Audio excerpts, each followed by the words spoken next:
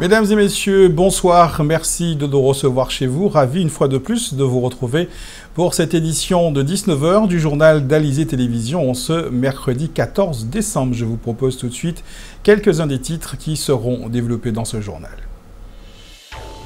Comme la Martinique, la Guadeloupe fait partie des plus gros importateurs de champagne au monde. Les fêtes de fin d'année sont l'occasion pour les commerçants de faire mousser leur chiffre d'affaires. Jus, sirop, sorbet, plat, mais aussi pétillant, la groseille n'a pas de secret pour Sully Montpierre. Reportage sur un défenseur volubile des produits du terroir. C'est l'une des plus jeunes plasticiennes de Guadeloupe. Elle expose pour la première fois en solo au Fort Fleur d'Épée. Rencontre avec Karen Narcisse, une artiste en fleurs. Le journal Roni Nabal. La Guadeloupe fait partie du top 5 des pays où l'on consomme le plus de bouteilles de champagne. La consommation par habitant est supérieure à celle de l'Hexagone et quasiment identique à celle de la Martinique. Une tendance qui ne s'infléchit pas malgré la crise. En Guadeloupe, plus qu'ailleurs, le champagne sera de la fête pour cette fin d'année. Muriel Barlagne est allée dans l'un des magasins spécialisés de la place. Reportage. Décembre est le mois le plus important pour cette enseigne spécialisée dans la vente de champagne et spiritueux. Elle propose une cinquantaine de marques. Il y a les classiques comme Nicolas Feuillat, Mouette et Chandon, Ruinart ou encore Tétinger que l'on retrouve dans les supermarchés et des références plus confidentielles réservées aux cavistes ou restaurateurs. Justement, les Guadeloupéens semblent prêts à s'ouvrir à ce type de produits.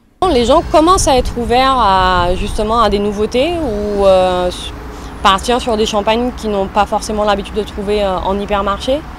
Ils ont aussi envie de connaître des producteurs, des petites productions, des petites maisons de champagne. C'est vrai qu'on commence à avoir beaucoup de demandes et que les gens ont envie de partir sur ça. Plutôt que de payer pour une marque prestigieuse, ils ont plus envie de partir justement sur un petit producteur qui est de meilleure qualité. Particuliers, sociétés qui préparent leurs cadeaux pour leurs clients ou leurs employés, les amateurs de fines bulles sont divers. La tendance est aux coffrets à offrir ou aux assortiments. Une entreprise a justement passé une commande pour des sacs avec du chocolat, du foie gras et bien sûr une bouteille de champagne. Les packagings séduisent aussi de par leur originalité.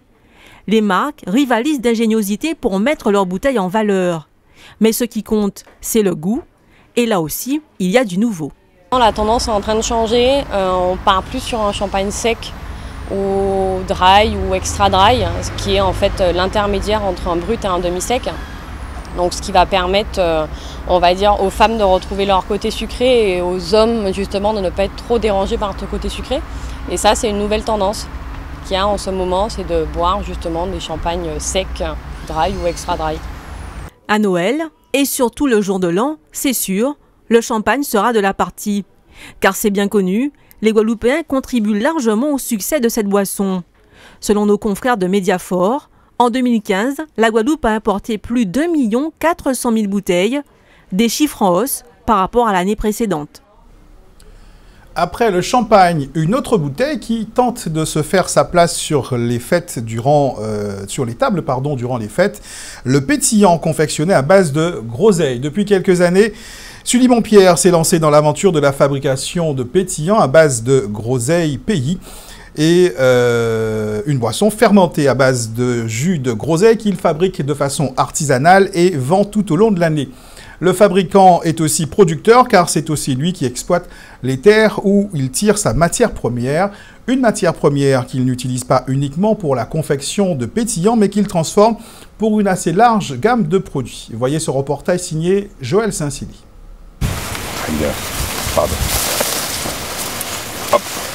C'est ici, à Davidon-Sainte-Rose, sur les hauteurs de Duzer, dès les premières lueurs du soleil que tout commence. Sully récolte, prélève une à une ses groseilles. Une variété locale, la meilleure, dit-il, pour son champierre. Le champierre, un pétillant de groseille, le fruit d'une longue réflexion sur la valorisation des produits du terroir. La groseille, c'est une plante que l'on utilise pendant la Noël. qu'est-ce que je pourrais proposer de telle façon à ce que la population soit intéressée. Il fallait donc un produit de haut de gamme. Alors, j'ai pensé à la notion de pétillant. Après une formation à Épernay, le pays du champagne, l'idée est devenue réalité. Aujourd'hui, Sully-Montpierre est en capacité de produire 10 000 bouteilles de pétillant par an.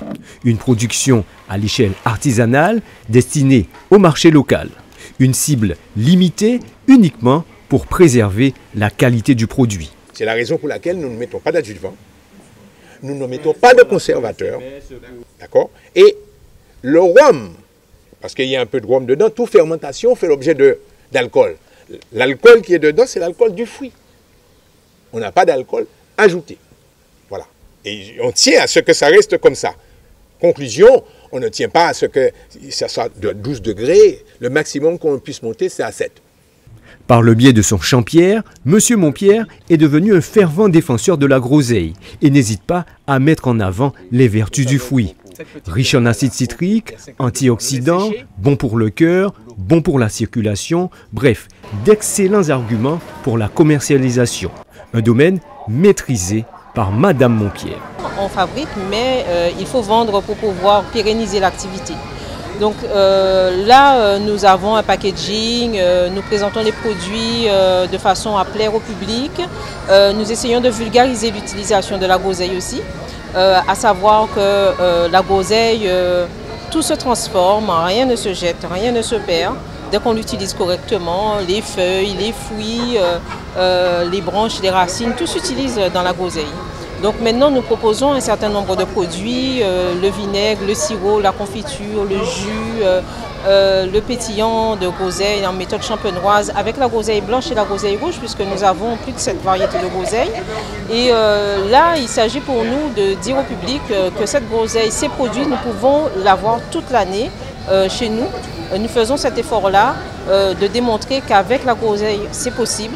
Comme avec les plus de 200 fruits et légumes que nous avons en Guadeloupe, c'est possible. Pour produire leur Champierre, les Montpierre doivent récolter au moins 2 tonnes de groseille par an. 5 tonnes serait l'idéal.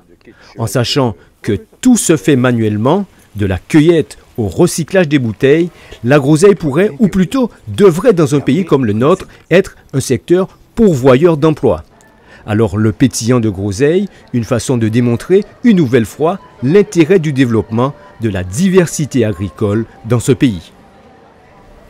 La succession de Corinne Mancé-Caster à la tête de l'Université des Antilles est officiellement lancée. Le dépôt des candidatures à la présidence est ouvert depuis ce mercredi. Il sera clos le 5 janvier prochain. Le nouveau président sera élu pour un mandat de 5 ans non renouvelable lors du conseil d'administration du 25 janvier prochain. Dans un instant, nous irons à la découverte de Karen Narcisse, une jeune artiste peintre contemporaine. Mais tout de suite, place à notre tour d'horizon de l'actualité dans la grande région. Nous irons notamment en République d'Haïti, où les parlementaires sont invités à ratifier les récents accords sur le changement climatique et notamment l'accord de Paris signé lors de la COP 21. Mais avant, direction la Guyane française. Le Conseil consultatif des populations amérindiennes et bushinangui de Guyane ne cache pas son opposition au projet de mine d'or porté par les consortiums Norgold et Columbus Gold. Il vient d'ailleurs de demander la suspension dans un courrier adressé à la présidence de la République française. Le Conseil consultatif réclame par ailleurs un moratoire sur l'exploitation minière en Guyane tant que la question de l'orpaillage illégal ne sera pas définitivement réglée. Le Conseil, organisme mis en place par la préfecture et qui sort enfin de sa torpeur, s'oppose aussi à la cession par l'État à la collectivité territoriale de Guyane de 200 000 hectares de forêt primaire vouée à la biomasse. Une cession qui affecterait directement les terres et les aires de subsistance des peuples autochtones de Guyane.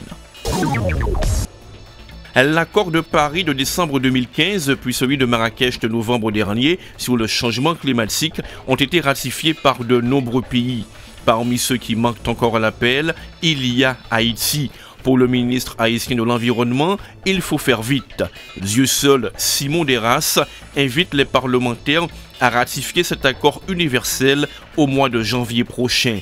Pour Maximilien Pardo, coordonnateur en Haïti du programme des Nations Unies pour l'environnement, si le changement climatique est une menace pour le développement du pays, il est aussi une opportunité unique pour guider son développement vers le chemin de la durabilité. Le programme des Nations Unies pour le développement s'est engagé à apporter à Haïti un soutien conséquent à la lutte contre le changement climatique. L'affaire de corruption politico-économique qui secoue le Brésil depuis 2 ans s'étend à d'autres pays d'Amérique latine et centrale. C'est Diarios América qui révèle l'information.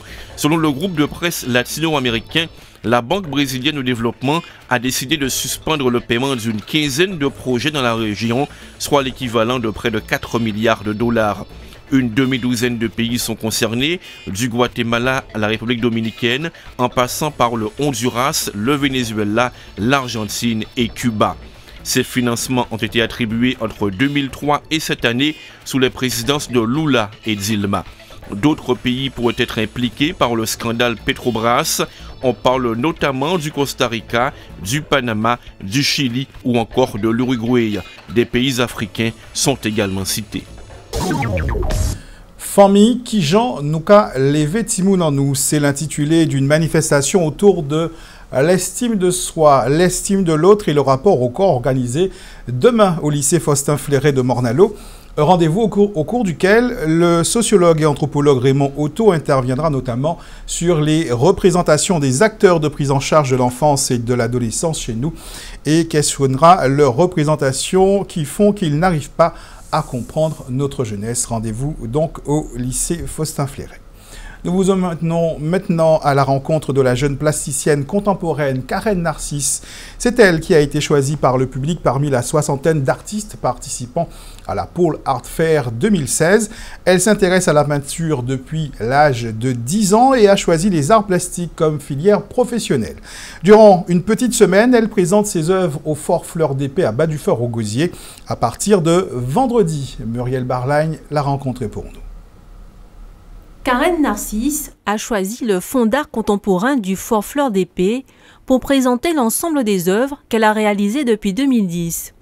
Une rétrospective qu'elle a baptisée du nom de cette toile, Émotion en couleur, tableau représentatif de son style et de sa quête.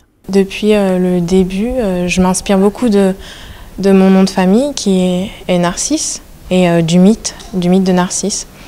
Et c'est un mythe qui m'a beaucoup interpellée dans le sens où le côté fragile, quand je l'ai étudié, j'avais une image assez négative de ce mythe et à force de l'étudier, je me suis rendu compte que c'est quelque chose, j'y ai retrouvé quelque chose d'autre, comme une histoire assez introspective autour de l'identité, de l'image de soi et c'est une façon, à travers son image, de se métamorphoser. Donc, à travers mes peintures, je peux c'est une façon de me métamorphoser et trouver une image qui me correspond, une image profonde et assez sensible et introspective. C'est par la couleur et l'art abstrait que la jeune artiste de 22 ans exprime le mieux son univers. Pour créer, elle utilise de la peinture à l'huile, de l'acrylique ou encore de l'aquarelle. Inspirée par des mouvements artistiques tels que l'expressionnisme abstrait ou le matiérisme, elle ne laisse pas la place au hasard. C'est pas de la peinture intuitive, mais en général, je travaille beaucoup avec les couleurs complémentaires, où je sais déjà ce que je veux faire, quelle forme que je vais travailler. Ou je m'inspire souvent de livres. Par exemple, pour le mythe de Narcisse, je me suis beaucoup inspirée du livre de Luc Biget, L'éveil de Narcisse. Et puis au niveau des couleurs, des symboliques de couleurs, de la chromathérapie, ça m'inspire beaucoup. En partageant son monde intérieur, Karen Narcisse cherche à déclencher des émotions chez son public. Plus qu'une exposition, elle propose une expérience.